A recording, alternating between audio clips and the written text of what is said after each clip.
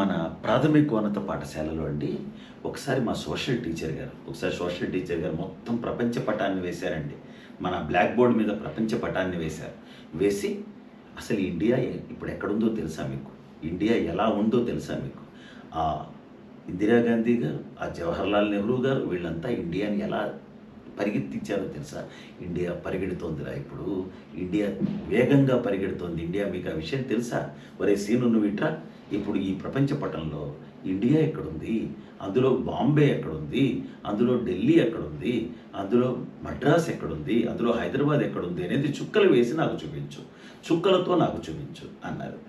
మా సీనుగాడు వచ్చి black board దగ్గరికి వెళ్ళి చాక్ పీస్ పట్టుకుని, మాస్టర్ ఒకప్పుడు ఇండియా ఇక్కడ ఉండేదండి, ఇప్పుడు బాగా పరిగెడుతుంది కదండి, కింద సముద్రం కదండి, కింద పరిగెడుతూ పైకే పరిగెడుతుంది, మరి ఇప్పుడు ఎక్కడుందో సరిగ్గా తెలియదండి అన్నాడు. అది విషయం.